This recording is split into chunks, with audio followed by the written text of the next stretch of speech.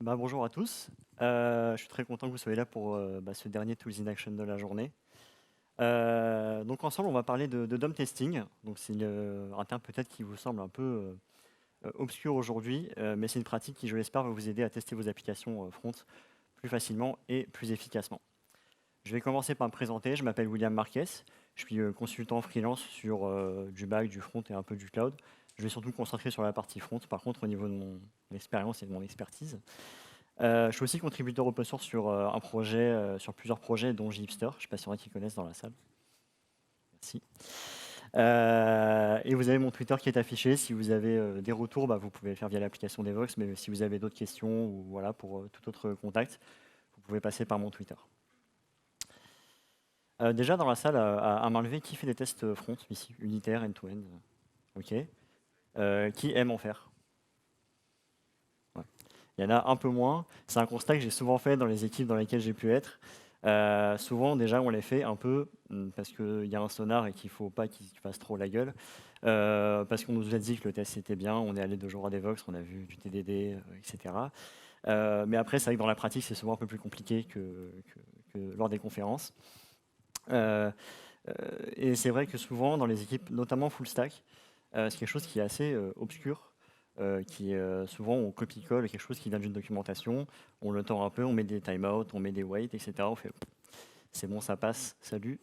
Et après, dès qu'on fait le moindre refactoring, dès qu'on rajoute un appel réseau, il y a tout qui pète, c'est une catastrophe.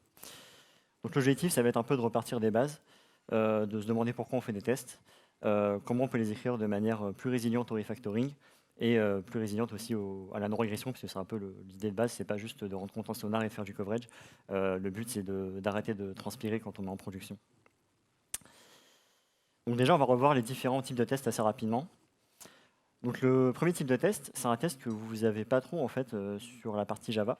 Parce que quand on fait du Java, on est obligé de typer son code parce que c'est le langage qui veut ça. En JavaScript, on peut très bien démarrer un projet sans linter, sans TypeScript, sans rien, et le projet va vivre sa vie. Donc c'est pour ça que c'est important de mentionner l'analyse statique dans les types de projets, parce que c'est facultatif en fait dans l'écosystème JavaScript. Donc ce que j'entends par l'analyse statique, ça va être un linter, donc en général ça va être plutôt ESLint aujourd'hui, et un langage typé. Alors il y avait Flow avant, qui permettait de rajouter du typage sur JavaScript. Aujourd'hui on va plutôt aller vers du TypeScript, et ça vous donne déjà une première couche de sécurité en fait sur votre code. Et si vous partez déjà sur ça, quand même vous tirez une petite balle dans le pied, quoi. Donc si ce n'est pas déjà le cas, je vous invite à mettre en place ces outils, à configurer un linter, ça peut se faire très rapidement. Mettre en place TypeScript, c'est un peu plus complexe parce que ça va changer votre tooling, etc. Mais c'est quelque chose qui peut se faire de manière incrémentale tout aussi bien. Ensuite, là, on va rentrer dans les choses que je pense que vous connaissez déjà un peu plus. Donc, test unitaire. Donc là, on vérifie que 1 plus 2, ça fait 3. C'est important parce que si jamais un jour les fondamentaux des mathématiques changent, on va rester cohérent. Mais en gros, un test unitaire, le principe, c'est de tester vraiment un bout spécifique de notre code. On va essayer de moquer les dépendances externes à notre code. Alors, je sais que chacun a un peu sa définition, mais voilà, donc ça c'est mon opinion. Après, on pourra en débattre, bien sûr. Mais l'idée d'un test unitaire, voilà, c'est de se focaliser sur un bout de code qui pourrait être complexe, une règle métier, etc. On va moquer tout le reste et on va se contenter d'exécuter ce bout de code-là et de vérifier qu'il fait bien son travail. Ensuite, on a les tests d'intégration. Là, vous avez un exemple plutôt orienté back-end, donc ça va être un test avec Node.js où on va tester l'intégration entre différents composants de notre application. Quand on va être côté back-end, on va tester typiquement qu'une base de données fait bien son travail, qu'un endpoint REST est bien mappé par rapport au DTO, etc. Et côté front, on peut imaginer qu'on va tester un peu plus la vue, peut-être, qu'on va tester des interactions un peu plus proches de la vraie vie, taper du texte, cliquer sur un élément, plutôt que appeler des méthodes JavaScript. C'est peut-être ce qu'on va faire juste après, on verra. Et ensuite, on a les tests end-to-end qui sont là vraiment de très haut niveau. Dans un test end-to-end, on ne sait pas du tout ce que c'est notre base de données, on ne sait pas ce que c'est notre framework front ou back. On va se contenter de lancer un navigateur, un vrai navigateur, et on va aller sur l'URL de notre application et on va jouer avec comme le ferait un utilisateur lambda sur notre application. Donc là, c'est vraiment ce qui se rapproche le plus d'un vrai use case. Mais le problème de ça, c'est que c'est un peu lent à l'exécution, mais on va voir ça juste après. Maintenant qu'on a fait ce petit rappel, on va voir les différentes stratégies de test. La plus connue, c'est la classique pyramide des tests que vous avez peut-être déjà vue 4 ou 5 fois aujourd'hui. Donc, rappel rapide, je vais la faire courte. Donc on a les tests unitaires, ensuite viennent les tests d'intégration, ensuite viennent les tests end-to-end. Certains rajoutent même les tests manuels tout au-dessus, c'est pareil, c'est la même logique. Donc le principe c'est qu'en bas on a les tests qui sont les plus rapides à l'exécution et en haut les plus lents. Donc un test unitaire, comme je l'ai dit, on va exécuter peu de code, le reste va être moqué, il n'y aura pas de latence réseau, il n'y aura pas de back à démarrer, etc. Donc ça va être très rapide à l'exécution. En haut, en end-to-end, bah, il va falloir peut-être gérer les latences réseau, attendre un petit peu que le navigateur démarre, spawn une base de données si jamais on fait des trucs un peu dynamiques. Donc ça va être forcément beaucoup plus long à l'exécution. Le deuxième facteur sur cette pyramide, ça va être le coût en maintenance, parce qu'un test unitaire, quand il va échouer, on va rapidement voir ce qui échoue, puisque c'est encore une fois un bout de code qui est relativement isolé. Donc dès qu'il va échouer, on va plutôt facilement, en général, le corriger. Un test end-to-end, quand il va échouer, ça peut venir du back-end, ça peut venir du front-end, ça peut venir d'une latence réseau qui est arrivée parce qu'on avait un problème sur notre infra. Ça peut être plein de choses, un contrat qui a changé avec une API externe. Et donc forcément, quand on va voir un test end-to-end qui échoue, ça va prendre un peu plus de temps parce qu'il va falloir investiguer et donc ça va coûter un peu plus cher à maintenir. Il y a un facteur qui n'apparaît pas sur ce graphe, c'est la confiance. Parce que pourquoi on fait des tests? C'est, comme j'ai dit, pour transpirer un peu moins quand on est en production notamment, et pour avoir confiance dans le code qu'on écrit. Si on teste, si on livre un code qui n'est pas du tout testé, on teste le cas nominal vite fait quand on dev parce qu'on clique à 2 endroits, on envoie ça et on espère que le testeur ou le PO ou qui que ce soit ne va pas trop jouer avec notre UI et nous trouver des bugs. En général, c'est un peu comme ça qu'on réfléchit quand on fait aucun test. Et du coup, le fait d'avoir des tests qui se rapprochent le plus possible de ce que va faire notre utilisateur va nous donner une confiance de plus en plus grande dans le code qu'on va livrer. Il y a une autre stratégie qui a été proposée par un monsieur qui s'appelle Kent Dodds, qui est un gros contributeur à React, qui est l'auteur de plusieurs librairies, dont Remix, qui est sorti récemment sur React. Alors, je ne fais pas du tout de React, donc j'y connais rien, mais voilà, je sais qu'il a sorti ça récemment. Il propose une nouvelle architecture de test. Donc déjà, on voit le retour de nos fameuses briques statiques, parce que la pyramide de test, elle a été faite, j'imagine, pour des langages qui étaient fortement typés, donc il n'y avait pas encore cette espèce de brique-là qu'il fallait inclure. Donc on peut voir que le socle du test, c'est l'analyse statique déjà. C'est ce qui va vous permettre déjà d'avoir un feedback très rapide sur notre code. On a toujours bien sûr la même grille de lecture. Hein. Et donc pendant qu'on va développer, on va avoir un linter et le langage qui va directement nous retourner des erreurs et nous aider déjà à produire du code un peu plus solide. Ensuite, on retrouve les mêmes tests, unitaire, intégration, end-to-end. Mais on peut voir que les tests d'intégration prennent une place très prépondérante par rapport aux autres. Alors pourquoi notre cher Kent nous propose de faire plus de tests d'intégration que le reste? En fait, ce qu'il nous dit, c'est qu'en fait, c'est un peu le sweet spot entre les deux facteurs. C'est pas trop lent à exécuter, pas trop coûteux en matière parce qu'on ne va pas non plus tester toute notre application. On va se concentrer sur une feature, sur un chemin, sur un parcours utilisateur, sur un formulaire. Donc on va pouvoir le maintenir relativement facilement et on va rester dans du JavaScript. Donc on va éviter de démarrer un vrai navigateur et on va continuer à moquer nos appels back, etc. Donc c'est un peu le meilleur des deux mondes et c'est pour ça qu'il nous pousse à écrire plus de tests d'intégration pour toutes ces raisons-là. Et si je n'étais pas d'accord avec lui, je ne serais pas là en train de vous donner ce talk. Évidemment, pardon, j'ai oublié la petite animation avec la confiance qui augmente. C'est magnifique. Donc, on va se concentrer sur les tests d'intégration. Donc, comment on écrit des bons tests d'intégration? Déjà, on va essayer de passer au maximum par le DOM. Donc, le DOM, c'est le document, c'est l'HTML. Parce que notre utilisateur, quand il va utiliser notre application, il ne va pas appeler isMyEmailValid. Il va taper du texte dans un champ email et il s'attend à ce que son bouton soit activé si son email est valide ou d'avoir un message d'erreur si son email est invalide, par exemple. Donc, ce qu'on va faire, c'est essayer de se mettre à la place de l'utilisateur et faire ce qu'il ferait. Donc on va jouer avec les inputs, on va cliquer sur des boutons, on va scroller, on va survoler les éléments, etc.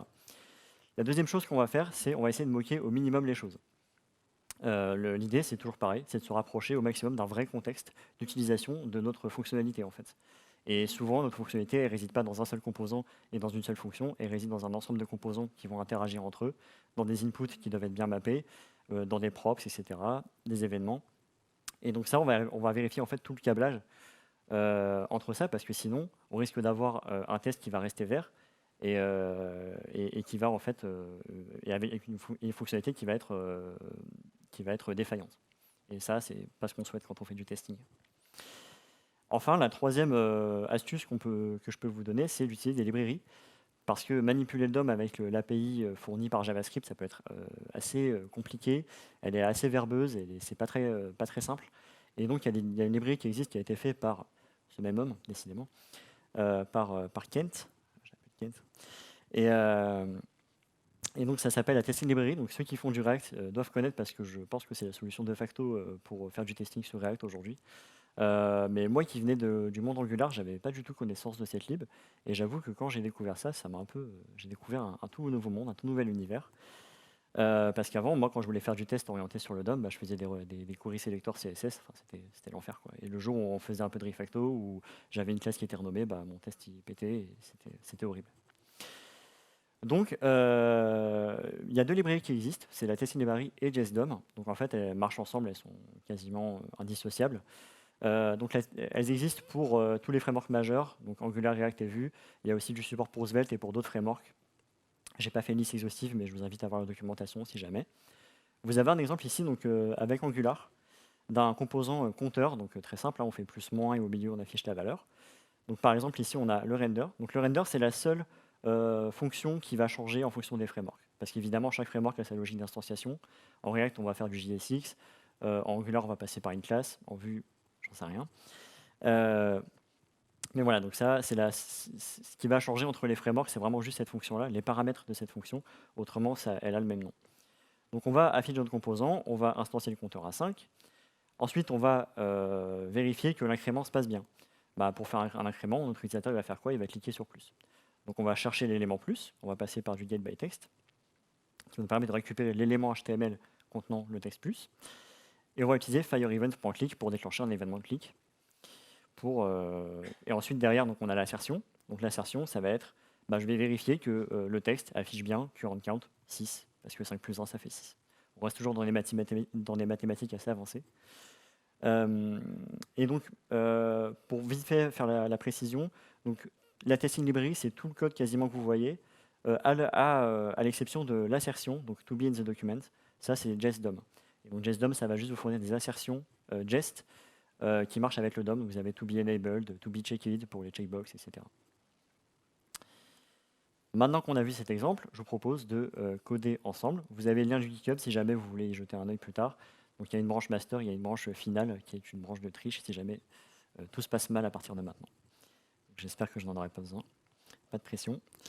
Donc, ce qu'on va coder ensemble. Alors déjà, l'application existe déjà. Parce que ça aurait été un peu compliqué. Et puis, vu que ce talk n'a pas vocation à être fait à des gens qui font du React ou de l'Angular, etc., j'essaie d'être un peu agnostique du framework. Donc, ça, c'est une application Angular que j'ai créée. Mais ça, à la limite, vous n'avez pas besoin de le savoir. Donc, c'est un formulaire d'enregistrement utilisateur, donc quelque chose de relativement simple. Je tape un email. Si je mets n'importe quoi, ça me dit que mon email est invalide. Si je mets un email valide, ça ne me dit pas que mon email est invalide, bien sûr. Ensuite, pour le mot de passe, aucune contrainte, donc ne faites pas ça chez vous. La seule contrainte, c'est que les deux mots de passe doivent être les mêmes, sinon vous avez un magnifique message d'erreur. Je suis aussi designer à mes heures perdues, bien sûr. Et la dernière chose, c'est une checkbox qu'on connaît tous et qu'on coche sans vraiment lire, où on doit accepter les conditions pour enregistrer notre utilisateur. Et derrière, il ne se passe strictement rien parce que c'est juste un composant front et que je n'ai rien branché derrière. Donc voilà, donc on va tester un peu les différentes validations de ce formulaire-là ensemble. Donc j'ai déjà fait le squelette et la structure. Vous me dites si vous voyez bien, peut-être baisser un peu ça. Toc. Je vais carrément le baisser même et je l'ouvrirai un peu plus tard. Voilà, donc je vais essayer de garder le texte au centre. Donc j'ai déjà fait mes 4 tests. On va les faire ensemble un par un. Il y a une fonction donc, qui se contente d'afficher le composant. Je vous la montre très rapidement, mais bon, il y a un peu d'Angular dedans parce qu'il faut des modules, etc. Mais en gros, j'appelle la fonction render et ça instancie mon composant. C'est tout ce que vous avez besoin de savoir. Premier cas, je dois afficher un message d'erreur lorsque mon email est invalide. Donc, je me mets à la place de l'utilisateur, je vais rafraîchir. Comment je sais déjà que je dois taper mon email? Parce qu'il y a marqué email en fait ici en général, et si j'ai un peu les codes du web, je sais que c'est un placeholder et que je dois cliquer là et ensuite commencer à taper mon email. Et bien là, je vais faire la même chose. Je vais récupérer un input via son label. Donc je vais utiliser screen pour getByLabel. J'envoie une regex, je vous expliquerai après pourquoi je passe par une regex. Je vais mettre ça dans une variable. Ensuite, on va taper du texte. Pour taper du texte, on va utiliser user event. Toujours, ça vient de la testing library, ça. Et donc, vous pouvez voir que user event expose pas mal de méthodes. On peut taper du texte, cliquer, double-cliquer. On peut même triple-cliquer si vous voulez. Et je crois que le quadruple n'est pas implémenté. C'est open source. Si jamais vous voulez quadruple-cliquer un jour, n'hésitez pas. Donc, le premier paramètre de la fonction type qu'on va utiliser, ça va être l'élément HTML. Et le deuxième paramètre, ça va être ce qu'on va taper. Donc, je vais taper un email invalide. Toutes les fonctions du event sont asynchrones. Pourquoi elle est asynchrone? Très rapidement, c'est parce qu'on peut rajouter du delay. Si jamais on a des appels REST, par exemple, qui doivent partir au bout de 500 millisecondes, on peut mettre du delay entre chaque frappe pour vérifier que nos appels REST partent bien. Donc c'est pour ça que la fonction est asynchrone. Ensuite, on va faire le expect. Donc pareil, là on va se dire, qu'est-ce que j'attends? J'attends d'avoir un élément HTML contenant email invalide qui s'affiche. Donc je vais faire exactement la même chose et to bin the document. Donc j'ai configuré mon IDE pour que ça run les tests à chaque fois. Et là, aux joies, mon test va être rouge, bien sûr, tout est contrôlé. Pourquoi? Donc là, il me dit qu'il ne trouve pas l'élément avec le texte email invalide. Je ne sais pas si vous voyez très bien. Mais en gros, il me dit que le screen pour getByText, là, ça ne marche pas. Pourquoi? Pareil, je recommence, je me mets à la place d'un utilisateur, j'arrive là, je tape invalide email. Et effectivement, j'ai pas de message d'erreur. Ce qu'il faut faire pour faire apparaître le message d'erreur, c'est perdre le focus. Donc perdre le focus, ça s'appelle un blur en JavaScript. Et donc pour ça, il y a aussi une API qui existe côté testing library, ça s'appelle Fire Event. Donc c'est un peu comme User Event, mais ça va être des événements très proches du native JavaScript en fait. Donc, parce qu'un event de blur, notre utilisateur il ne sait pas faire ça, il va juste cliquer ailleurs. Donc on aurait pu cliquer sur un autre input, mais là on va plutôt déclencher l'événement, c'est un peu plus simple. Mais on aurait pu cliquer n'importe où ailleurs sur un autre élément, ça marche aussi. Et là normalement, si tout se passe bien, il devrait revenir au vert. Magnifique. Donc on va faire le test opposé maintenant. Donc je ne dois pas afficher de message d'erreur lorsque mon email est valide. Donc là très simple, je vais faire comme beaucoup d'autres l'auraient fait. Hop, et bim. Donc là, sauf que là, je vais mettre un email valide. Et là, je vais mettre une négation. Et donc là, mon test va normalement être, peut-être, pas vert, bien sûr. C'est normal. Pourquoi c'est normal? Parce que dans la librairie, il y a plusieurs manières de requêter le front. On a le getBy et on a notamment le queryBy. Le getBy, s'il ne trouve pas l'élément contenant le texte, là en l'occurrence, il va vous jeter une exception. Et c'est ce qui se passe ici. Donc en fait, j'arrive même pas à mon assertion, puisqu'en fait, l'instruction ici me jette une exception. Donc ici, pour vérifier la non-présence d'un élément, je dois passer par du queryBy. Et donc getBy et queryBy, c'est juste un préfixe. Après, derrière, vous avez exactement les mêmes requêtes possibles. C'est juste que c'est le préfixe qui change. Et donc le fonctionnement derrière, bien sûr. Donc pour toutes ces requêtes différentes, je crois qu'il y a findBy aussi qui existe. Alors j'ai pas toutes les différences en tête pour être honnête, mais il y a une page qui existe sur la documentation de la testing library qui explique dans quel cas vous devez utiliser telle ou telle requête. Par exemple, là ils disent bien, pour vérifier la non-présence d'un élément, vous devez passer par du queryBy. C'est pour vous montrer un petit point de détail, mais bon, voilà, c'est pas très compliqué à comprendre une fois que vous l'avez fait une fois, ça rentre tout seul. Donc là on a mes deux tests pour le message d'erreur qui passe. Je trouve que c'est plutôt lisible, il y a juste le blur qui est un peu mystique, qu'il fallait un peu trouver. Mais bon, là, après, c'est à vous de voir si vous voulez faire la validation on the fly directement ou pas. Je vous propose de faire un test un peu plus global cette fois-ci. On va remplir tout notre formulaire et vérifier que le bouton est bien activé. Je vais commencer cette fois-ci par faire l'assertion. Donc là, il faut que je récupère un bouton. Alors, pour récupérer un bouton, effectivement, je pourrais faire getByText avec le texte du bouton qui est enregistré. Sauf que j'ai un bouton un peu stylé, un peu complexe, et du coup, il y a des spans dedans et tout. Donc le problème, c'est que si je fais getByText, il va me retourner la span. Et une span, c'est pas activé ou désactivé. Une span, c'est une span et on peut pas faire grand-chose. Donc si je fais mon assertion sur une span, il va me dire, en fait, je peux pas te dire parce que je sais pas. Donc pour ça, on va plutôt passer par du getByRole. Le getByRole, donc ça fait appel à des attributs d'accessibilité. Alors si vous utilisez des librairies comme moi je le fais, comme Angular Material ou Vuetify côté Vue, en général, ces attributs-là, ils sont mis pour vous parce que ils ont les conceptions d'agilité que certains n'ont pas. Donc ces attributs-là sont déjà mis. Sinon, je vous invite à regarder la documentation de Mozilla sur l'accessibilité et à mettre les rôles correctement sur vos éléments HTML pour que votre application soit accessible tout simplement au plus grand nombre de personnes.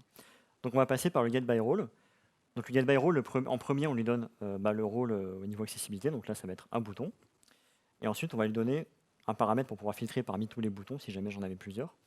Et donc le nom, ça va être le label qui est contenu dans le bouton. Donc là, en l'occurrence, ça va être enregistré. Et donc l'assertion, ça va être to be enabled. Voilà, donc ça, encore une fois, ça vient de JSDOM et tout le reste, testing library.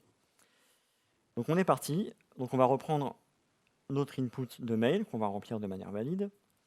Et ensuite, attention les yeux, bam, on va remplir notre formulaire avec un mot de passe. Hop, tac, tac, tac. On va mettre la confirmation. On va mettre bien sûr un mot de passe très sécurisé. Hop, hop. La dernière chose, c'est la checkbox. Donc la checkbox, j'ai deux options. Soit je fais un getByLabel pour récupérer vraiment l'élément checkbox qui est ici. Soit je peux cliquer sur le texte en fait. Et je fais d'une pierre deux coups, comme ça que je vérifie que demain, il n'y a pas un collègue qui a décorrélé le texte de la checkbox au niveau du label. Et que du coup, quand je clique sur le texte, ça coche bien la checkbox parce que c'est ce que doit faire une checkbox. Parce que sinon, c'est un peu galère de mettre sa souris directement dessus. Hein? Ouais, effectivement, oui. C'est ça. C'est ça, le label associé à la checkbox, ouais.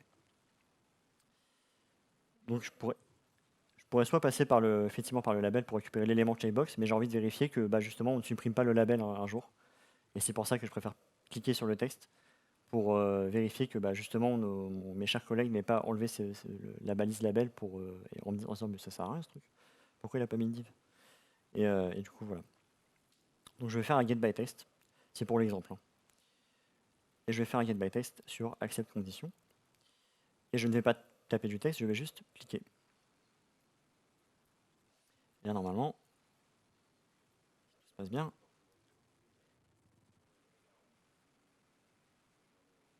Oh oui, merci. Oh là là, je l'aurais pas vu ça. Oh, le mob programming, là, exceptionnel. Hein. Faudrait faire ça tous les jours. Et voilà. Et donc là, vous voyez que j'ai un test qui est plutôt lisible, certes un peu verbeux, effectivement, c'est un peu le désavantage de ces solutions-là, mais beaucoup moins verbeux que si j'étais passé par des API natives. Vous pouvez très bien passer par des test ID aussi, vous pouvez mettre des ID techniques dans votre HTML pour choper des éléments. C'est pas recommandé parce qu'encore une fois, si on se met à la place de l'utilisateur il ne va pas se dire je vais cliquer sur email input-1, je vais cliquer sur l'input qui a le label email. Mais vous pouvez le faire si jamais, en cas de dernier recours, si vous n'avez pas d'autre choix, vous passez par il y a du getByTestID qui est possible. Voilà. Et donc on peut voir que là j'ai un test en fait qui est assez résilient au changement parce que je suis très loin de la technique. Là vous voyez qu'il n'y a pas trop d'Angular en fait, à part au niveau du render. Et donc si demain je fais du refactoring, alors je ne vais pas changer de framework en faisant du refactor en général, enfin j'espère. Mais par exemple, si je change mes validateurs, si je change ma manière de faire mon formulaire, si je passe d'un Reactiveform à du ngModel, pour ceux qui ont fait un peu d'Angular, je n'aurai pas besoin de réécrire mon test en fait. Et ça, c'est pour moi une des grandes plus-values de ce genre de test, c'est qu'on est relativement éloigné de la technique et on se place vraiment du côté d'un vrai use case. Et c'est ça que j'ai trouvé super agréable en écrivant ce genre de test, c'est que derrière, je pouvais vraiment modifier à souhait mon JavaScript, arrêter d'exposer des méthodes privées pour pouvoir les tester derrière, faire ce genre de choses, arrêter de mettre des sleep timeout, etc. partout pour attendre mes appels REST. Là, il y a vraiment plein d'outils dans cette librairie qui vous sont fournis pour gérer ce genre de cas. Et ça rend les tests, je trouve, assez lisibles. Peut-être un peu verbeux parce que on a souvent les mêmes méthodes qui sont appelées, etc. Mais voilà. Pour la dernière petite remarque, après je crois que j'ai terminé. Alors si je passe ici par des regex et pas par du texte comme je l'ai fait ici, c'est parce que ici, en fait, mon cher framework Angular Material me rajoute des petites astérisques via des spans, etc. Et au niveau HTML, le rendu est assez compliqué. Et du coup, pour choper l'input email via des quotes, enfin via du texte directement, ça aurait été un peu galère. Et donc c'est pour ça que je passe par des regex. Donc, si vous voyez que via une chaîne de caractères pure, vous n'arrivez pas à récupérer votre élément, essayez de passer par des regex. En général, ça passe quand même beaucoup mieux. Je crois que c'est tout. Voilà, donc vous avez toujours mon Twitter qui est affiché si vous avez des retours ou des questions, et vous avez encore une fois le lien du GitHub avec le code de l'application et les tests associés. Je vous remercie.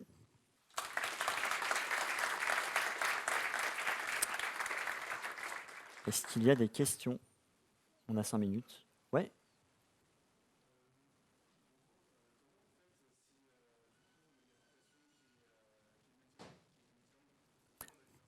Ouais. Alors, c'est le cas chez Montclair. Alors, je répète la question. Comment on fait pour gérer le multilangue? Donc, chez Montclair, c'est exactement ce qu'on fait. On passe par, alors pour Angular, on passe par Nginx Translate. Ce qu'on fait, c'est qu'en fait, ici, au lieu de mettre du texte en dur, tu vas mettre le nom de ton. Enfin, je ne sais pas trop comment ça marche chez toi, du coup. Mais nous, on passe par des dièses quelque chose, donc dièse mylabel. Et donc, dans les tests, en fait, on va plutôt avoir des trucs qui ressemblent à ça. Donc, en fait, on va démarrer l'application. Tu peux moquer le service de trad pour retourner le même truc qu'il est en input. Et du coup, au lieu de tester via des labels, tu vas tester via tes identifiants de traduction. Voilà. En tout cas, c'est comme ça qu'on fait chez mon client euh, avec notre solution de traduction. Est-ce qu'il y a une autre question? Ouais. Vas-y.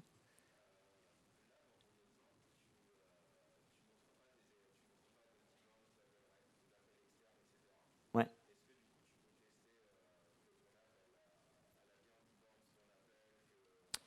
Alors, faire des assertions sur le temps que ça a mis, je ne suis pas sûr que ce soit possible. Par contre, il y a des instructions comme wait for qui sont fournies par la librairie où tu peux dire j'attends qu'un élément soit affiché tant de secondes, ou tu peux même ne pas mettre de secondes et il va attendre que ton élément s'affiche. Donc ça, c'est utile notamment quand tu fais de l'asynchrone, effectivement. Quand tu fais un appel, tu peux dire j'attends que cet élément-là arrive. Après, évidemment, du coup, il y a un timeout qui est fourni parce que pour que ton test pète un jour, il faut quand même mettre un timeout. Mais en général, ouais, nous, on passe par ça. Après, je ne suis pas sûr qu'il y ait d'assertion pour vérifier que ça a mis X secondes. Mais par contre, pour gérer les race conditions, etc., c'est quelque chose qui est possible de faire. Alors, les retours, ça, je l'ai appris dans la présentation de Florent et Paola tout à l'heure. Il y a quelque chose qui. Alors, là, pour le coup, je passerai plutôt par la couche Angular, moi, avant aujourd'hui. Mais il y a une solution qui s'appelle Service Worker, Mock Service Worker, ou quelque chose comme ça qui existe, qui permet de moquer vraiment que la couche HTTP. Et là, du coup, c'est pas du tout dans la librairie, mais ça va vraiment moquer le niveau réseau du navigateur, quoi, en gros. Et donc, ça te permet, encore une fois, d'éviter de passer par exemple, par le mock Angular qui est fourni par défaut, ou par React. Ouais, ouais, bien sûr, c'est ça. Ouais, j'avoue, tout ce qui est réseau, c'est pas prévu par la librairie. Là, c'est vraiment plus manipulation de DOM, etc. Ouais. Oui.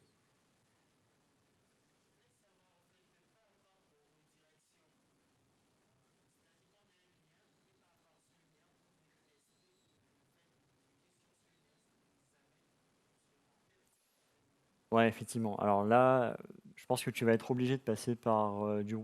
Ah oui, pardon, excusez-moi. Donc comment on va gérer. La question c'était comment on va gérer la redirection. Donc quand je clique sur un composant, comment je vérifie que mon URL a changé, par exemple, ou quand je suis redirigé via un autre composant. Alors ça, effectivement, pour ça, il n'y a pas de solution qui est fournie par la librairie de facto. Je pense qu'il va falloir que tu déclares tes routes dans ton test. Donc tu as le routeur testing module côté Angular. Je vais parler pour Angular, c'est ce que je connais. Qui permet de déclarer des routes. Et après, à partir de là, si ton routeur est bien branché et que tu fais un clic, tu peux très bien faire une assertion sur le texte de ton autre composant, puisque la redirection elle va se faire derrière dans l'élément HTML. Après, oui, après, tu peux toujours accéder à l'URL, j'imagine, de la window. Je ne sais plus si c'est géré par JSDOM, ça, pour être très honnête. Mais après, non, en général, moi, j'avoue que les cas d'usage que j'ai avec ça, moi, c'est plus, je suis sur une page et je joue avec différents éléments de la page. J'avoue que je n'ai pas trop géré le cas de la redirection. Bon, en tout cas, quand je veux le gérer, je fais juste une assertion sur le. Je moque en fait la partie routeur et je fais une assertion sur les paramètres, par exemple, que j'envoie. Mais je ne vais pas plus loin. Ouais.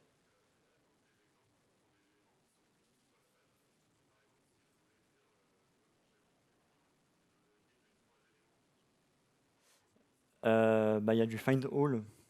En fait, t'as du all. Voilà, tu peux faire find all by text et après tu peux faire des assertions sur. Tu peux boucler dessus, tu peux dire j'en veux 3 ou etc. Donc effectivement, il y a les deux types de requêtes. Soit j'en veux un et il va te retourner le premier, j'imagine. Sinon, il va te retourner un tableau. Et après, tu peux boucler sur ce tableau-là et faire tes assertions dessus. Oui,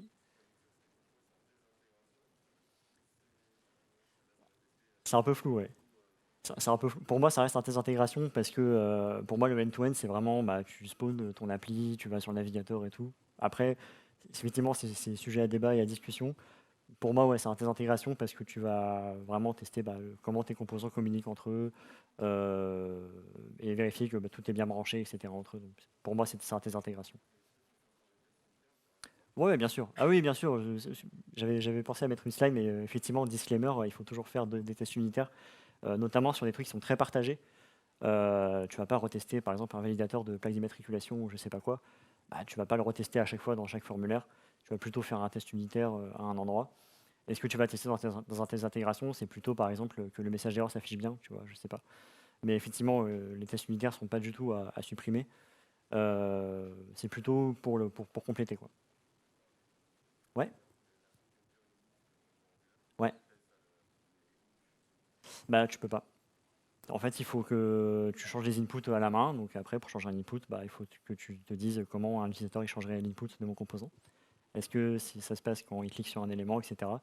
Après, tu peux toujours les appeler programmatiquement. Le render, il te retourne la fixture. Donc tu as toujours accès aux méthodes de ton composant si jamais tu as besoin de le faire.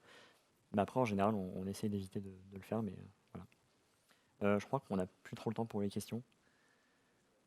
C'est la dernière. Bon, allez. Ouais, d'accord.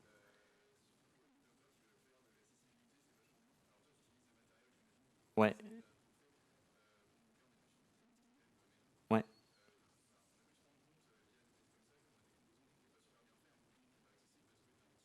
Mm, mm, ouais.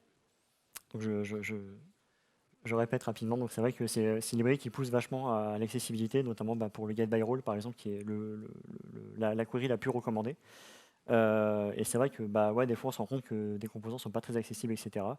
Donc le feedback c'était un peu, bah, ça fait un cercle vertueux, en gros bah, tes tests poussent l'accessibilité t'aide à avoir des tests un peu plus résilients.